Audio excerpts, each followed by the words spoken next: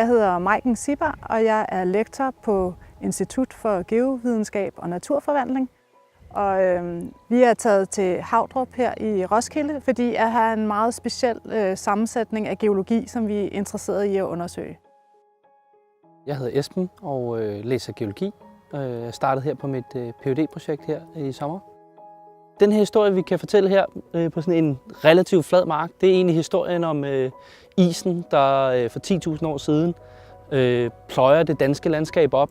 Men samtidig så er det også en historie om vores drikkevand, fordi det er ligesom istidsaflejringerne, der beskytter vores drikkevand og sikrer, at vi har sådan noget godt drikkevand i Danmark. Og der kan jo komme sprækker fra markens havre og regnormen, der graver sig flere meter ned. Eller også så kommer den fra den gang, der stod en skov her på den her mark, og rodnettet ligesom forgrenede sig mange meter ned i jorden. Og allernederst, lige inden grundvandsmagasinet, så er det morænelæren, der er blevet opsprækket af istiden for 10.000 år siden. Og så målet er lidt at se, om alle de her netværk og grene og sprækker, om de hænger sammen. Om det er det, der ligesom er kilden til forureningen i grundvandet. Det vi prøver at undersøge, det er, hvor sårbar den geologiske materiale her er for nedsivning af forureningsstoffer. Det kunne være pesticider eller næringsstoffer fra landbruget.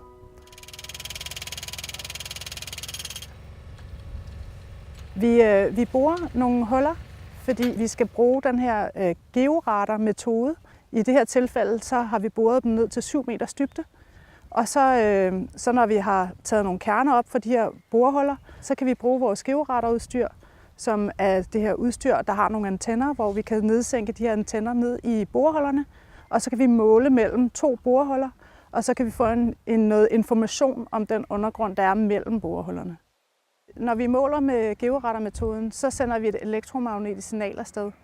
Og dels så måler vi på, hvor hurtigt signalet det kommer fra det ene borehul til det andet, men også hvordan signalet det ændres, hvor hurtigt det dæmpes.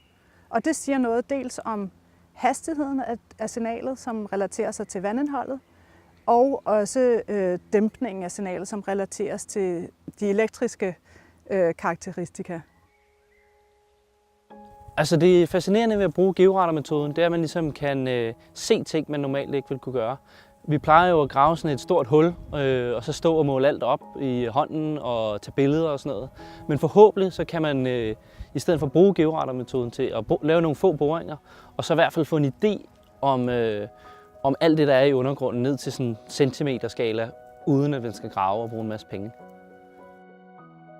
Jeg synes, det er rigtig interessant at arbejde med georadaren her, fordi at vi håber, at vi kan løse det her problem med, at vi skal få beskyttet vores grundvand, som er vores drikkevandsressource. Så derfor så kunne det være rigtig fint at kunne lave nogle kort, der kan sige noget om, hvor kan vi dyrke konventionelt landbrug, og hvor skal vi passe lidt mere på. Og måske have noget skov eller dyrke økologisk landbrug.